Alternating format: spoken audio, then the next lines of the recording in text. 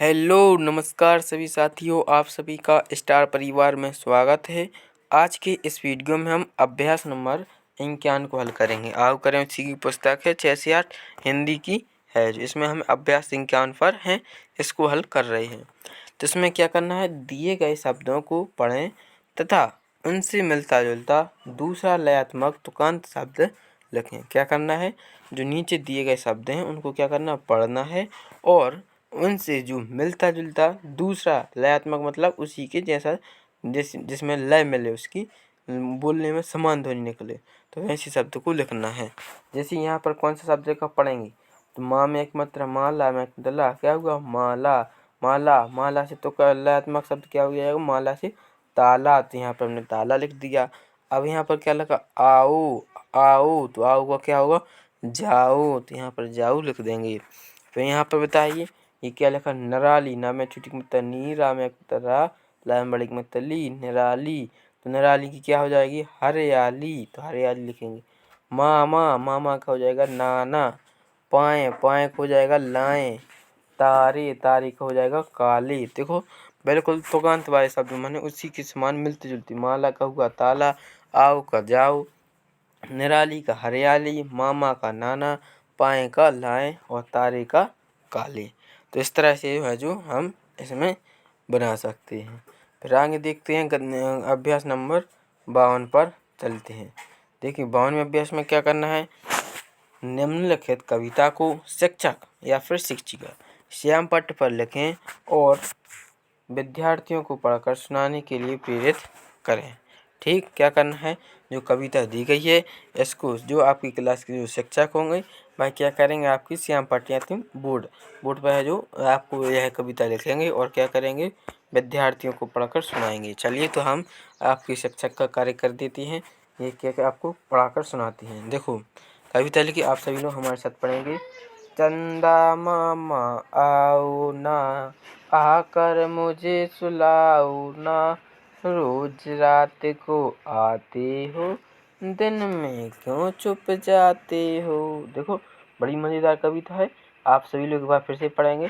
चंदा मामा आओ ना, आकर मुझे सुलाओ ना, रोज रात को आते हो, दिन में क्यों छिप जाते हो। हाँ ठीक, इस तरह से आपको यह कविता पढ़नी थी। फिर आगे देखते हैं हम अभ्यास नंबर 53 पर। इसमें क्या करना है, पढ़ो और लिखो। क्या करना है, पहले हमें पढ़ना है फिर लिखना है। चलिए तो पढ़ते हैं। आ में ओ की मात्रा ओ और टा, ओट, क्या हुआ, ओट, तो यहाँ पर हमने ओट लिखेंगे। फिर क्या लिखा, डाग, डग, डग लिखेंगे। उछुट उठा, ओठ, फिर गाढ़ा, गढ़, तो यहाँ पर गढ़ लिख दिया। झाटा, झट, तो झट लिखेंगे। छाठा, छठ, छठ लिख दिया। ढाका, ढक, ढक। फिर खटखट, खाटा खट, खाटा खट। जब भी कोई बड़ा कठिन शब्द आ जाता है तो उसको दो बार यानी आधा बीच में से तोड़ कर पढ़ लेंगे। जैसे खटखट लिखा था तो बीच में दो अक्षर जुड़े, खाटा खट और फिर खाटा खट, क्या हुआ, खटखट, तो यहाँ पर खटखट लिख दिया। फिर ये क्या लिखा, गाटा गट, गाटा गट, गट गट, क्या हुआ, गट गट। तो इस तरह से आपको शब्द पढ़ना है और लिखना है। फिर हम आगे बढ़ेंगे तो आगे देखते हैं क्या आता है। अभ्यास नंबर 54 में अभ्यास में पहुंच गए हैं। इसमें क्या करना लिखा है, देखें और लिखें। क्या करना है, देखना है और यहाँ पर लिखना है। नीचे कुछ वस्तुएं, फल, पशु और पक्षियों के चित्र दिए गए हैं, जिन्हें पहचानिए और तालिका में उनके नाम लिखिए। तो देखिए यहाँ पर क्या दिया, आपको कुछ वस्तुएं दी गई हैं और कुछ हैं जो पशु पक्षी जानवर दिए गए हैं, तो उनको क्या करना है, पहचानना है और यहाँ पर नीचे लिखना है। जैसे यहाँ पर आपको एक तालिका बनी है, यहाँ पर क्या लिखा, क्रमांक, यहाँ पर हमें जो क्रमांक डालेंगे और ये इस बार डिब्बे में क्या लिखना है, फल फूल का नाम, और यहाँ पर लिखना वस्तुओं का नाम, और यहाँ पर लिखना है पशु पक्षियों के नाम। चलिए तो हम देखेंगे क्रमांक नंबर 1 डालेंगे। एक में फल फूल का नाम। फल फूल इसमें कौन सा दिखाई दे रहा, देखो फूल तो ये दिखाई दे रहा और एक ये दिखा दिखा रहा है, तो पहले हम लिख देंगे कमल। दूसरे नंबर क्या, पहले में कमल हो गया, एक कोई लिखना है। फिर इसमें वस्तुओं के नाम है तो कोई एक वस्तु का नाम, जैसे हमने इसमें ताला दिखाई दिया तो हमने पहले नंबर ताला लिख दिया। फिर लिखा पशु पक्षियों के नाम, पशु में कौन सा पक्षी पशु दिखाई दे रहा है, खरगोश, तो खरगोश लिख देंगे। अब दूसरा क्रम हम डालेंगे तो इसमें गुलाब लिख दिया और वस्तु के नाम में हमने साइकिल लिख दी। फिर जानवरों में घोड़ा, घोड़ा आ जाएगा। फिर तीसरे नंबर डालेंगे, तीसरे में हमने फल फूल में क्या हो जाएगा अपना शलजम, शलजम हो गया। फिर वस्तु के नाम में ट्रैक्टर हो जाएगा और फिर जानवरों में कौन सा आ जाएगा, बंदर यहाँ पर है तो यहाँ पर बंदर हो जाएगा। तो इस तरह से आप है जो भी शब्द आप बच रहे हैं वह आप लिख सकते हैं और ऐसे ही तालिका पूरा करना है। फिर हम आगे बढ़ते हैं, गति अभ्यास नंबर 55 पर पहुंच चुके हैं। सभी लोग अभ्यास 55 अपना पेज निकालें। इसमें क्या लिखा है, गतिविधि का नाम दिया है प्यासा पेड़। कौन सी गतिविधि है, कौन सा अभ्यास है यह, प्यासा पेड़। अब देखो क्या है, कहानी के पात्र, यानी जो यह प्यासा पेड़ की जो कहानी दी गई है इसमें कौन कौन से पात्र होंगे, पात्र मतलब कौन कौन से इसमें कहानी को पूरा करेंगे। देखो एक गिलहरी होगी, एक हाथी, चिड़िया और पेड़, 4 पात्र हैं। कौन से, गिलहरी, हाथी, चिड़िया और पेड़। अब हम इसको कहानी को पढ़ेंगे और आप जो सभी लोग इसको समझेंगे। देखो क्या लिखा है, एक गिलहरी थी, उसका नाम था मुनमुन। गिलहरी का क्या नाम था, मुनमुन। उसकी सहेली थी चींची चिड़िया, उसकी सहेली का क्या नाम था, चींची चिड़िया। दोनों मिलकर खेलती खाती और नाचती गाती। एक दिन दोनों आम के पेड़ के पास गईं तथा पेड़ से पूछा, आम भाई क्या हम यहाँ खेल सकते हैं। आम के पेड़ ने कहा, हाँ खेल सकती हो, परंतु मेरी पत्तियाँ और टहनियाँ न टूटें, क्योंकि उनके टूटने से मुझे बहुत दर्द होता है। तो यह जो किसने कहा, आम ने। यह किसने पूछा था, गिलहरी गई थी आम के पास, गिलहरी और उसकी सहेली चींची चिड़िया दोनों उसके पास गई। उन्होंने आम से पूछा कि मैं क्या यहाँ खेल सकती हूँ। तो आम दादा क्या बोले कि हाँ खेल सकते हो, पर हमारी पत्तियाँ और टहनियाँ ना टूटे, क्योंकि मुझे भी दर्द होता है। ठीक, अब हम आगे देखेंगे क्या लिखा है कहानी में, क्या तुम्हें भी दर्द होता है। दोनों ने हैरानी से पूछा, हाँ तुम्हारी तरह जब मुझे भी चोट लगती है तो दर्द होता है। ठीक है, हम टहनियाँ और पत्ते नहीं तोड़ेंगे। दोनों मज़े से खेलने लगी। ठीक, यह है जो गिलहरी और चिड़िया की बात है।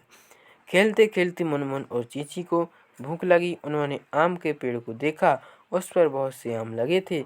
वे बोली, भाई हमें बहुत भूख लगी है, क्या हम तुम्हारे आम खा सकते हैं। फिर देखो आगे बढ़ते हैं, फिर क्या लिखा है, कहाँ आ गए थे हम, क्या तुम्हारे आम खा सकते हैं।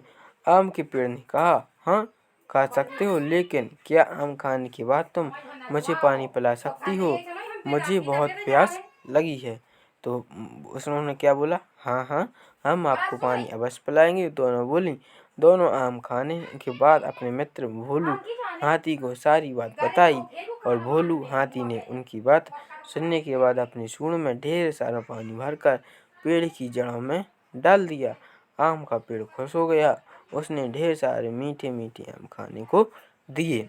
देखो यह कहानी थी, हमने कहानी पढ़ी। क्या हुआ कहानी में, आप सभी लोग समझ रहे थे तो आप समझ चुके होंगे। क्या उन्होंने उसके आम, गिलहरी और उसकी सहेली जो चींची चिड़िया थी, दोनों ने फल खाए और उसने फल खाने के बाद तो उन्होंने क्या किया, उनको आम को पानी पिलाया। पानी किस किस मदद से पिलाया, उसने उसके अपने दोस्त हाथी से यह बात सुनाई और हाथी ने सूंड में पानी भरकर उसको आम की जड़ों में दिया, तो आम ने पानी पिया और उसने फिर ढेर सारे मीठे आम खाने को दिए। तो यह कहानी थी, तो सभी ने सुनी होगी। अब आगे देखते हैं इस पर आधारित जो प्रश्न है उनको हल करेंगे। पहला प्रश्न क्या है, आपके साथी या सहेली का नाम क्या है। तो यहाँ पर आपको अपने साथी और सहेली का नाम लिखना है। जैसे हमने अब कहानी में पढ़ा था, गिलहरी की सहेली का नाम क्या था, चींची चिड़िया। तो ऐसा ही आपको यहाँ पर सहेली का नाम लिखना है। फिर क्या लिखा, आने अपने साथी या सहेली के साथ कौन से खेल खेले हैं। तो यहाँ पर बताना है कि आपने अपने दोस्तों के साथ कौन से खेल खेले हैं और यहाँ पर लिखना है। फिर क्या लिखा, फलों का राजा किस फल को कहा जाता है। बताओ फलों का राजा किसे कहते हैं? तो फलों का राजा है जो आम को कहा जाता है। तो यहाँ पर आम लिख देंगे। फिर क्या लिखा, कौन कौन से फल हैं जो आपको अच्छे लगते हैं? तो आपके जो फेवरेट फल हैं वह यहाँ पर लिखनी है। फिर क्या लिखा, क्या पेड़ को भी भूख और प्यास लगती है? तो अभी हमने कहानी पढ़ी थी और पेड़ को प्यास लगी थी। तो यहाँ पर लिखेंगे हाँ, पेड़ को भी भूख और प्यास लगती है। तो इस तरह से आपको इन प्रश्नों को हल करना था। फिर हम आगे बढ़ते हैं। क्या लिखा है, अभ्यास नंबर 56।